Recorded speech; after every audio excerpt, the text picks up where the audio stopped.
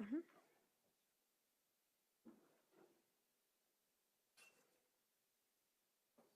Good afternoon, and thank you for joining us. We're here today to discuss the incident that happened this morning on I-270 North involving a Montgomery County police officer.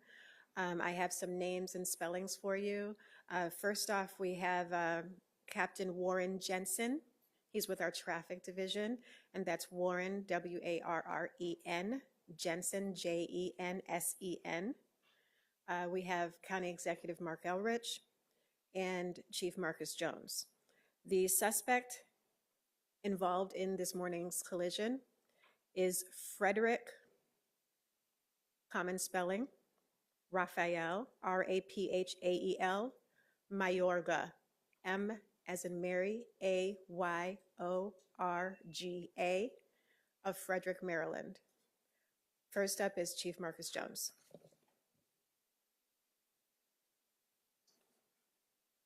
Thank you, and good afternoon. Appreciate everyone being here. Today is another tough day for the Montgomery County Police Department.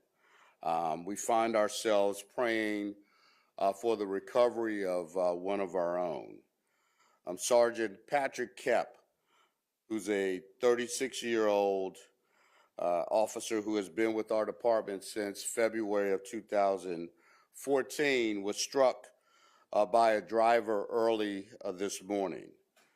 Sergeant Kep currently serves in the Alcohol Initiatives Unit, which demonstrates his commitment to ensuring the safety of our community by working to get drunk drivers off of our roadways. Just prior to this incident this morning, officers from the 5th District in Germantown were monitoring a green Dodge Challenger, which was driving recklessly at a high rate of speed, starting up at the Clarksburg outlets. The vehicle had been observed driving in excess of 110 miles per hour down I-270. I want to make it known that this driver is known to us from several incidents that we have encountered him in the past. Sergeant Kep is and has been well-versed in this individual's driving activities throughout the past few years. The driver has been known to provoke officers into chasing him, particularly on our major roadways here in the county. I want it to be known that this morning, although this individual had been provoking us, our officers did not pursue the vehicle. They set themselves up in strategic locations along I-270 from Clarksburg down through Rockville, only to see this vehicle on numerous occasions at high rates of speed exit the highway and re-enter the highway going north and southbound on several occasions, again, at very high rates of speed. Our officers were engaged in this because they wanted to make sure that they were going to prevent a further or potential tragedy. A decision was made after a citizen who was driving on I-270 was almost run off the roadway by this particular vehicle. Therefore, a decision was made by the duty commander and Sergeant Kep to put out stop sticks in order to stop this green Dodge Challenger from any further damage in our community. Sergeant Kep parked his cruiser on the crossover of I-270 northbound just north of Watkins Mill Road. He then got out of his vehicle to deploy the stop sticks when he observed the vehicle coming northbound on 270. Again, putting those stop sticks out in order to prevent anyone else from being struck or killed by this particular driver. The situation took a turn when the driver, the 19-year-old Frederick Raphael Mayorga, intentionally, and I want to stress that, the vehicle is observed actually intentionally moving from the middle lanes to the far left lanes and came directly at Sergeant Kep as he was deploying the stop sticks. He intentionally struck Sergeant Kep in the main lanes of I-270.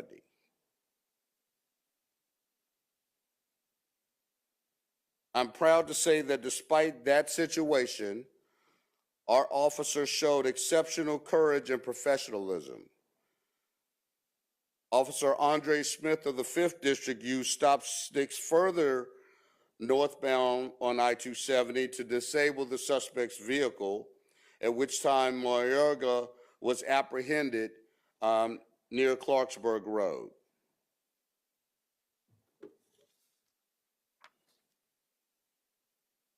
Fifth District officers were on the scene and provided life-saving efforts to Sergeant Kep while fire rescue was en route. We have been told that without those efforts by members of the emergency medical teams, that they don't believe that Sergeant Kep would have survived his injuries. Sergeant Kep was transported to a nearby hospital where he remains in critical condition.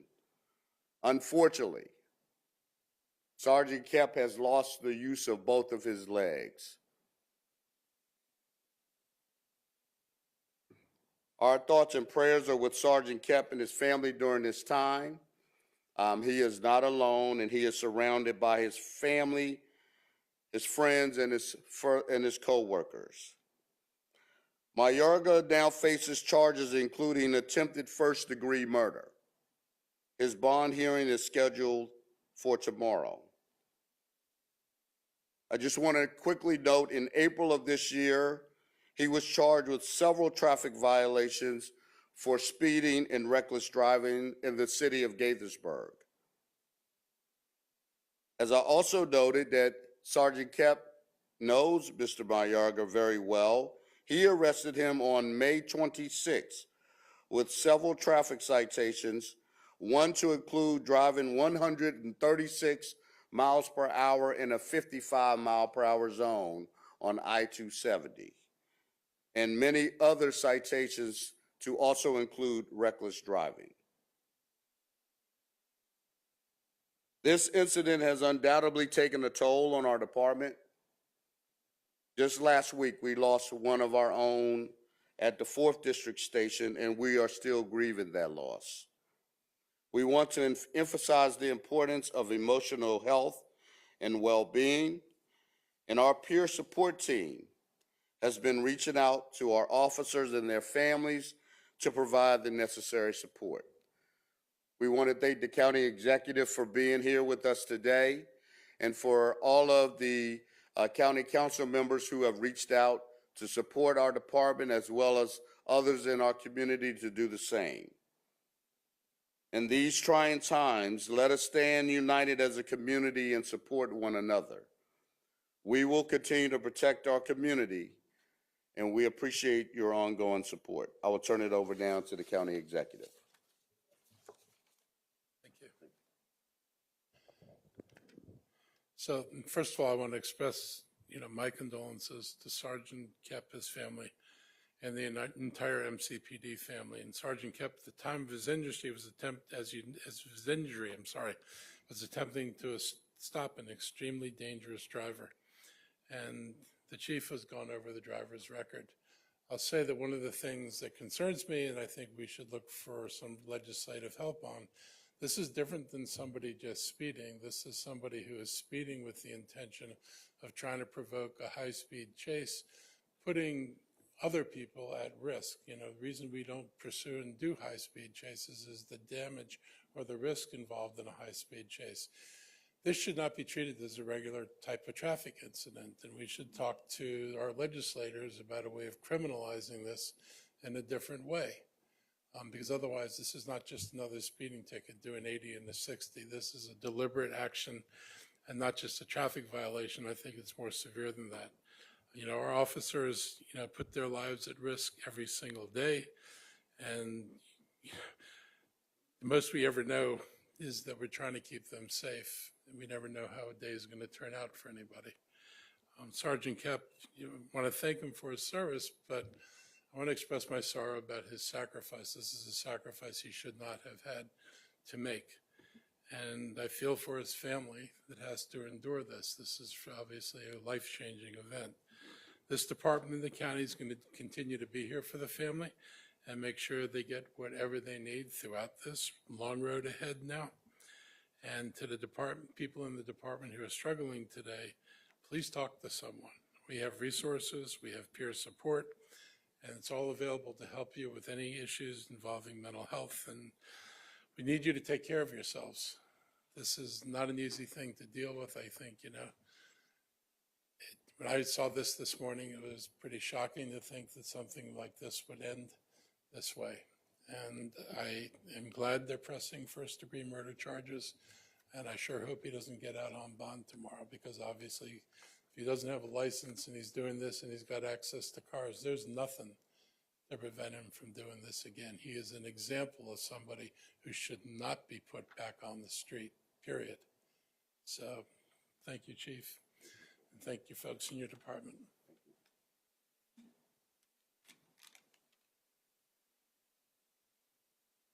Right now, we'll take some questions for approximately 5 minutes. And if you have any questions, just please use the microphones that are set in front of the tables. Press the button when the light turns green, and you can ask a question. Right. Is this one of those guys that goes to intersections and donuts? I mean, is that part of the experience? Well, can you talk about that? Yes. Yes, Brad, that's exactly right. Mr. Mayorga has been well known in by many of our officers. In fact, I found out information that he's so well known that this is what he does. He does this intentionally to bait officers into chasing him, as if this is some sort of a video game. He does, again, we've seen him, and again, even earlier this morning, he was observed doing donuts. He's observed pulling up the traffic lights while an officer is sitting at a traffic light on patrol and intentionally driving through that traffic light at a high rate of speed in order, again, to bait the officer into pursuing him. So quick follow-up. I was just looking through case search, and I see nothing for this guy. Has he just paid traffic fines? Is that what's going on here? He has several. Never really arrested? No, he has several violations in case search. And I would also utilize his name as his first name being Raphael. That might help a little bit more. But he has several pending cases for these serious traffic violations, to include driving without a license, which is a jailable offense. So finally, I mentioned that I talked to Rich Liotta today, and Noah's story is part of the fabric of this agency. I was surprised to see that it was 2015 because it's still fresh for all of us. Your thoughts? I see a picture of you with the sergeant getting an award. Yeah, I mean, this is an example of officers who have a true dedication to keeping our roadways safe by removing people who are under the influence of alcohol or drugs or. Sergeant Kep is in that same light as Officer Liotta, who worked extremely hard to do that. He has been a top-notch performer that's been recognized regionally for his work in getting drunk drivers off of our roadways. And this is just but this is a different case in a way, Brad, from my perspective, because this case, when you see the intentional reckless behavior of Mr. Mayorga, who in turn literally drove his vehicle, and if you can only imagine a vehicle of that size coming at you at about 100+ miles an hour, to me, that's a whole different story. But it still goes to really where Sergeant Kemp was willing to put himself in harm's way in order to try to get this guy off the street. Thank you. Thank Sorry. you. Yes, ma'am. On the press release, I noticed that it said that there were 2 people apprehended in the vehicle. Will you be releasing the identity of the other person, and will they be charged? No, so we will not release the identity of the other person, and that person has not and will not be charged in this case. That person was treated as a witness. Was there a suspicion that this driver was under impairment? I know that was something that was brought up earlier today. Did you mention that earlier? Yes, I don't know if I mentioned it earlier. That was one of the initial thoughts of the officers. In fact, there are pending results of that may have, there could be some drugs in this individual system, but we don't have those results as of right now. Are you able to tell us more about what it was like when officers apprehended the driver? Did he fight back? Did he try and run away? What happened? I don't have any information that he tried to flee on foot. I think at the end of the day, the arrest went down without incident. Yes, ma'am.